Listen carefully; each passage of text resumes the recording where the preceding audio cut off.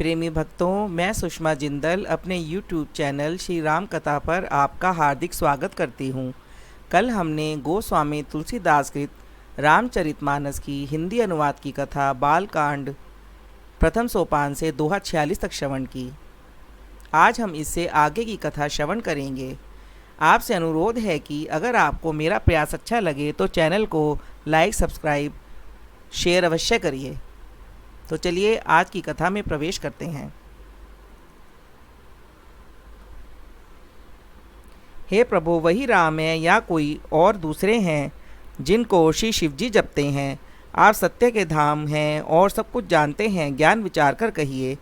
मंगल भवन मंगलहारी, द्रवु सुदशरथ जर बिहारी, दीन दयाल विरध संभारी, हरौ नाथ मम संकट भारी। हे नाथ, जिस प्रकार से मेरा यह भारी भ्रम मिट जाए, आप वही कथा विस्तार पूर्वक कहिए। इस पर याज्ञवल्क्य जी मुस्कुराकर बोले, श्री रघुनाथ जी की प्रभुता को तो तुम जानते हो। तुम मन, वचन और कर्म से श्री राम जी के भक्त हो। तुम्हारी चतुराई मैं जान गया। तुम श्री राम जी के रहस्यमय गुणों को सुनना चाहते हो, इसी से तुमने ऐसा प्रश्न किया, मानो बड़े ही मूढ़ हो। हे तात, तुम आदर पूर्वक मन लगाकर सुनो। मैं श्री राम जी की सुंदर कथा कहता हूँ। बड़ा भारी अज्ञान विशाल महिषासुर है और श्री राम जी की कथा उसे नष्ट कर देने वाली भयंकर काली जी हैं। श्री राम जी की कथा चंद्रमा की किरणों के समान है, जिसे संत रूपी चकोर सदा पान करते हैं। ऐसा ही संदेह पार्वती जी ने किया था, तब महादेव जी ने विस्तार से उसका उत्तर दिया था। दोहा 47। अब मैं अपनी बुद्धि के अनुसार वही उमा और श्री शिव जी का संवाद कहता हूँ। वह जिस समय और जिस हेतु से हुआ उसे हे मुनि तुम सुनो, तुम्हारा सारा विषाद मिट जाएगा। मंगल भवन मंगलहारी, द्रवु सुदशरथ जर बिहारी, दीन दयाल विरध संभारी, हरौ नाथ मम संकट भारी। एक बार त्रेता युग में शिवजी अगस्त्य ऋषि के पास गए। उनके साथ जगत जननी भवानी सती जी भी थीं। ऋषि ने संपूर्ण जगत के ईश्वर जानकर उनका पूजन किया। मुनिवर अगस्त्य जी ने राम कथा विस्तार से कही, जिसको महेश्वर ने परम सुख मानकर सुना। फिर ऋषि ने शिवजी से सुंदर हरिभक्ति पूछी और शिवजी ने उनको अधिकारी पाकर रहस्य सहित भक्ति का निरूपण किया। श्री रघुनाथ जी के गुणों की कथाएं कहते सुनते कुछ दिनों तक शिवजी वहां रहे।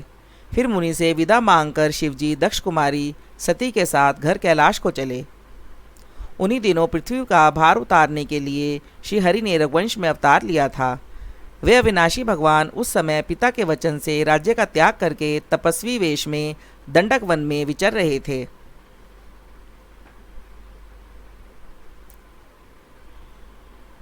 दोहा 48 का। शिवजी हृदय में विचारते जा रहे थे कि भगवान के दर्शन मुझे किस प्रकार हों। प्रभु ने गुप्त रूप से अवतार लिया है, मेरे जाने से सब लोग जान जाएंगे।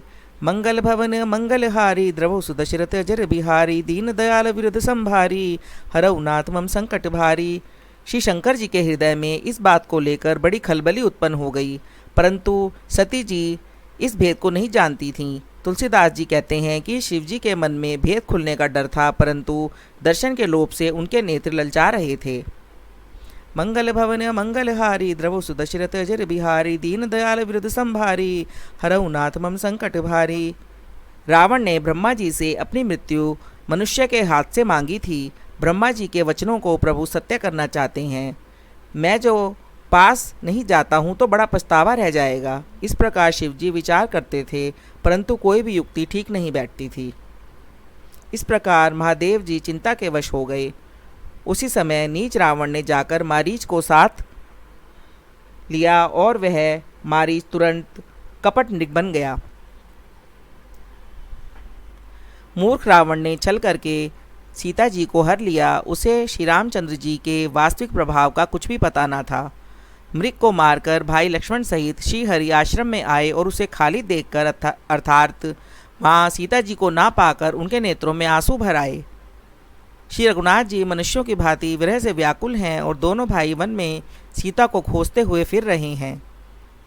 जिनके कभी कोई संयोग वियोग नहीं है, उनमें प्रत्यक्ष विरह का दुख देखा गया। दोहा 39।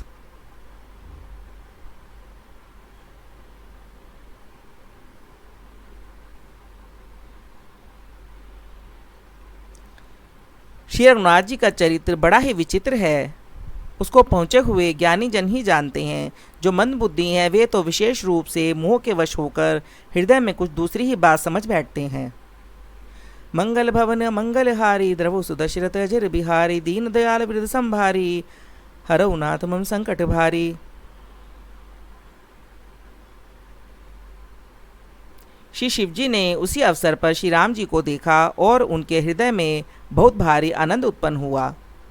उन शोभा के समुद्र श्री रामचंद्र जी को शिवजी ने नेत्र भरकर देखा, परंतु अवसर ठीक न जानकर परिचय नहीं दिया। जगत के पवित्र करने वाले सच्चिदानंद की जय हो, इस प्रकार कहकर कामदेव का नाश करने वाले श्री शिवजी चल पड़े। कृपा निधान शिवजी बार बार आनंद से पुलकित होते हुए सती जी के साथ चले जा रहे थे। सती जी ने शंकर जी की वह दशा देखी तो उनके मन में बड़ा संदेह उत्पन्न हो गया। वे मन ही मन कहने लगी कि शंकर जी सारा जगत वंदना करता है, वे जगत के ईश्वर हैं, देवता मनुष्य मुनि सब उनके प्रति सिर निवाते हैं।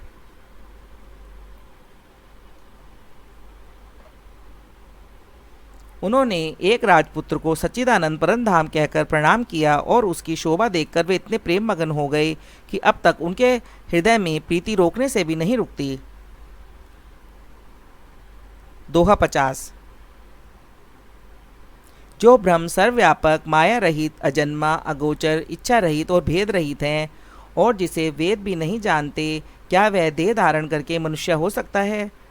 मंगल भवन मंगलहारी द्रवु सुदशरथ अजर बिहारी दीन दयाल वृद्ध संभारी हरऊ नाथ मम संकट भारी। देवताओं के हित के लिए मनुष्य शरीर धारण करने वाले जो विष्णु भगवान हैं, वे ही शिव जी की ही भांति सर्वज्ञ हैं। वे ज्ञान के भंडार लक्ष्मीपति और असुरों के शत्रु भगवान विष्णु क्या ज्ञानी की तरह स्त्री को खोजेंगे। फिर शिवजी के वचन भी झूठ नहीं हो सकते। सब कोई जानते हैं कि शिवजी सर्वज्ञ हैं। सती के मन में इस प्रकार का अपार संदेह उठ खड़ा हुआ। किसी तरह भी उनके हृदय में ज्ञान का प्रादुर्भाव नहीं होता था। यद्यपि भवानी जी ने प्रकट कुछ नहीं कहा, पर अंतर्यामी शिवजी सब जान गए। वे बोले, हे सती सुनो, तुम्हारा स्त्री स्वभाव है, ऐसा संदेह मन में कभी ना रखना चाहिए। जिनकी कथा का अगस्त्य ऋषि ने गान किया और जिनकी भक्ति मैंने मुनि को सुनाई, ये वही मेरे इष्ट देव श्री रघुवर जी हैं, जिनकी सेवा ज्ञानी मुनि सदा किया करते हैं। छंद। ज्ञानी मुनि योगी और सिद्ध निरंतर निर्मल चित्त से जिनका ध्यान करते हैं तथा वेद पुराण और शास्त्र नेति नेति कहकर जिनकी कीर्ति गाते हैं, वही सर्वव्यापक समस्त ब्रह्मांडों के स्वामी मायापति नित्य परम स्वतंत्र ब्रह्मरूप भगवान श्री राम जी ने अपने भक्तों के हित के लिए अपनी इच्छा से रघुकुल के मणि रूप में अवतार लिया है। दोहा 51। यद्यपि शिवजी ने बहुत बार समझाया, फिर भी सती जी के हृदय में उनका उपदेश नहीं बैठा। तब महादेव जी ने मन में भगवान की माया को प्रबल जानकर मुस्कुराते हुए बोले, मंगल भवन मंगलहारी द्रवु सुदशरथ अजर बिहारी दीन दयाल वृद्ध संभारी हरऊ नाथ मम संकट भारी। जो तुम्हारे मन में बहुत संदेह हो तो तुम जाकर परीक्षा क्यों नहीं लेती। जब तुम मेरे पास लौटोगी तब तक मैं इसी बड़ की छाया में बैठा हूँ।